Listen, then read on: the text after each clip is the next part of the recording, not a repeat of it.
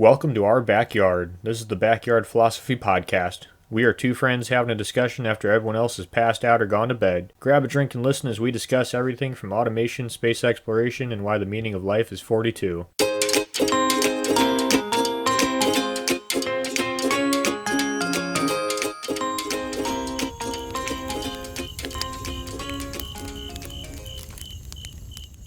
Popes and pirates, two classes of people that don't usually cross paths in history, but in this event, they do. This is a tale of greed and boredom, spiced up with a little opportunity, vast treasure, open seas, and sailors hungry for adventure, leading to a mass of power ships and fortune being lost and gained. This is about the treasure of Thibaud de Castillon. So avast ye matey Nick, sit back and enjoy the tale of the treasure being sailed into the horizon and treasure being poured into the sea. And speaking of enjoying, what drink are you drinking, Nick? Got the classic dead guy ale here with me. What about yourself? Very fitting name for this story. I'm drinking some Evan Williams. I wish I had some rum. Our story starts in Lisbon, Portugal, which is now Lisbon, Portugal, where a man would arise to power through the hierarchy of the Catholic Church and become a bishop, establishing a path in which his nephew, Thibaud de Castillon, would follow.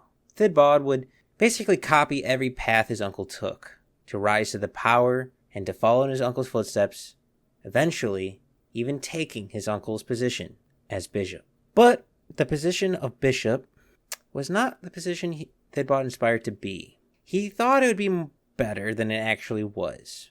And very quickly, he grew bored of being a bishop in the Catholic Church. So naturally, as a man of God, he took up the hobby of corruption. Quite fitting. And in 1352, he would start to use his hobby of corruption to create some chaos amongst the papacy and the Portugal kingdoms. Soon, the chaos was far out of control. Realizing his error, he would, quote-unquote, pull some tricks on a number of merchants and church officials to smooth over the relationship of the issues he caused. His tricks would amass a large amount of wealth to be redistributed to the right hands to make sure everything was right in the world, because nothing solves a problem quicker than money. And of course, for his troubles, Thibaud, of course, got some money for himself. I mean, if the opportunity arises. And by 1356, Thibaud would amass a huge fortune. And, coincidentally, also in 1356, he would also pass away. I could find no evidence for foul play, but that's not to say there wasn't any. With a large fortune up to grab for being a man of the cloth, he had no children. A Jean de Guéry saw an opportunity. Jean de Guéry was the papal's treasurer, and more money for the church meant Jean was doing his job right, and possibly even see part of the action. So in 1356, Jean claimed that Thibaud amassed his fortune through trickery and deception, which was true, and because he gained the money through ill-gotten ways, the money belongs to the church along with his estate. Not so sure on that logic, but everyone was okay with it. By 1357, the paperwork was finalized, and the treasure was loaded onto a ship called the São Vicente. This was to sail from Lisbon, Portugal, the Pope, who was in Avignon, France. You may ask yourself, if the treasure is going to the Pope, why is it going to Avignon, France? Well, in this time in history, the papacy was in Avignon, not in Rome. From 1309 to 1376, the Pope and the church headquarters were in France, not Italy. Now, it's also important to note, the Mediterranean at this time was extremely dangerous. 1357 was a time of high tensions between many countries especially England, Spain, France, and Portugal. Like most of Europe's history, they were in a time of war and instability, which made sailing even that more dangerous. England and France were fighting each other, but let's be honest, when aren't they fighting? Yeah, I was trying to when you said like most of European history, I was trying to think of the calm parts of European history. Yeah, I don't think there is any. Yeah, I'm not coming up with much. This war England and France were fighting was a proxy war. They weren't direct conflict. The war I'm talking about was the War of Two Peters, which, not gonna lie, sounds like a bad porno. The War of Two Peters was between Peter of Castile and Peter IV of Aragon. It was a war to see which Peter was the true Peter. One was backed by England, the other backed by France.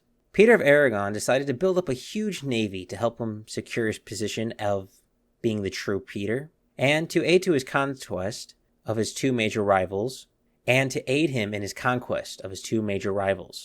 of Castile and Genoa Kingdom. The navy was built at the time both Peter of Castile and Genoa decided to avoid Peter.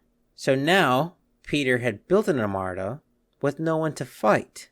Peter of Aragon had no choice but to put his fleet on standby and do nothing, which in turn made Castile and Genoa put their fleets on standby and do nothing, for they were not under attack nor under the threat of attack. This is where things get a little more complicated. See, when you have a large number of wartime ships filled with sailors who are ready for war from 3 different kingdoms, and then you tell them to do nothing, the sailors are going to get bored. And if history has taught me anything, a bunch of bored military personnel, well, one way or another, you're definitely going to get some stories out of them. Back to the ship full of treasure, the São Vicente. It was sailing off to Avignon to deliver the Pope his gold. Sailing through the Mediterranean, would encounter 2 ships off Cartagena, Spain. One of these ships commanded by Martin Yanez, a ship from Castile, and the other commanded by Antonio Budafoc, a ship from Genoa. These bored sailors, along with their commanders and officers, decided, from 2 different countries, fuck it, we're bored, let's take the gold for ourselves. I would like to point out that both Castile and Genoa had alliances with Portugal, so in fact they were robbing from their ally.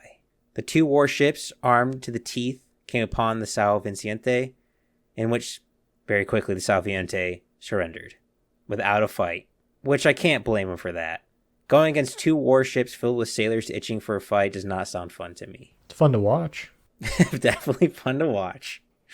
Both Martin Yanez and Antoine Budafoc, with one decision, became pirates of the high seas. And Nick, do you want to know a fun fact about Budafoc? Sure. I was trying to figure out if you were pronouncing that right or not, but I couldn't tell. Budafoc roughly translate into 2 meanings. One being fire blast, and the other being fire fart. Antoine Budafoc was now Captain Firefart, the pirate. Martin and Firefart would take the loot, split it evenly amongst the ships. From there, Martin would take his half of the fortune and sail away with his crew, never to be seen again. Captain Firefart, not so smart. Shocking. Antonio would sail to Margouillo, France, which is pretty damn close to Avignon, which where the treasure was initially heading to. While sailing near Margouillo, France, Antoine and his ship would run aground, beaching his ship and spilling some of the treasure into the sea. With their ship stuck, losing treasure, Antoine and his crew would take as much treasure as they could carry and try to get away from both their ship and their crime. They would not make it very far until a local royal garrison found them, and by now, news of their betrayal and becoming pirates had spread. Plus, it probably didn't help when the royal garrisons actually found gold in their pockets. Antonio and his crew were captured. His crew would be hanged for their crime. Some evidence says that they were hanged off their own galley, which is a bit dark, but it is a pirate's life. But Antonio and his few officers, being higher rank, were taken prisoner and sent to prison to await punishment. While the royal garrison was taking prisoners and hanging them, there was still a beached ship filled with gold completely abandoned.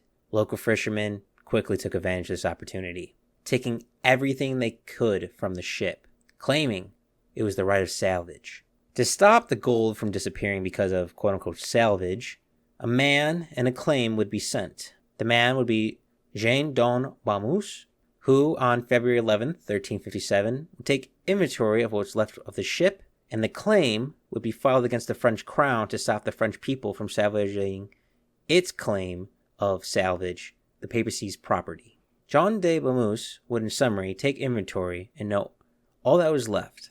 Well, in short, all that was left were the ship's sails, rope, rigging, along with some books and clothes from the initial treasure. The books and clothes would be collected and sent to the Pope to be used as royal gifts. I guess something's better than nothing. And of Antoine and his few imprisoned officers? Well, while in prison, they were able to get some recently acquired gold to a bishop of Torino. I wonder where that gold came from. The gold, in the right hands, made it possible for the crew not to swing from the gallows. Instead, their punishment was a fine that they had to be paid to the Vatican. Crazy how that works. Grease the right palms, everything's smooth. Now, this is not where the story ends. You see, news eventually made it back to Lisbon, Portugal, where the treasure ship had sailed from. And a merchant by the name of Pierre Lugantra saw an opportunity to get his fortune back. Thinibald had been the one who tricked him those years ago. So, Pierre would make a claim that some of the treasure was owed to him because of Thinibald's deception. Upon further investigation by the church, which would be the ones who would have to pay Pierre if they accepted his claim and found that it was the church that owed him money, the church... Well, I'm just going to repeat that. That sucked. Upon further investigation by the church, which is the ones who would have to pay Pierre if they accepted his claim, found that it wasn't the church's fault, and the church didn't owe him any money.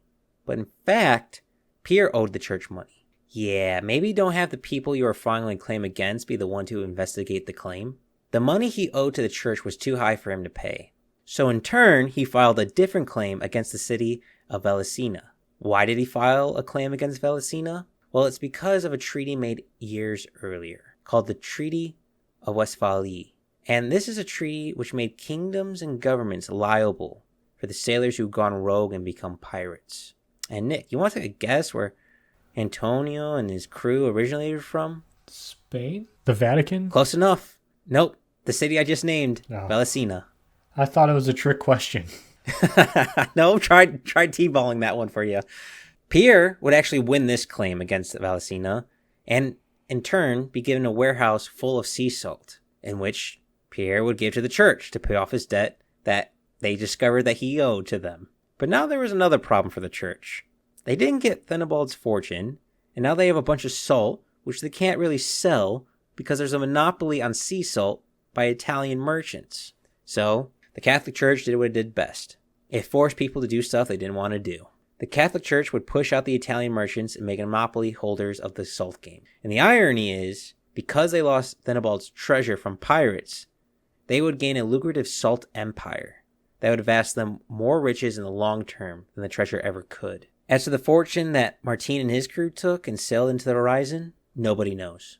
It could have been melted down, spent, or could be at the bottom of the ocean. Only God knows. Da-dunch. Well, that's the tale of Thinibald's treasure. A corrupt bishop, bored sailors, and the church, always getting its money, one way or the other. This might be one of the few times, if only time, where pirates and popes were at direct odds against one another. Though this one might be relatively short, I thought it was an interesting story, and I hope you enjoyed.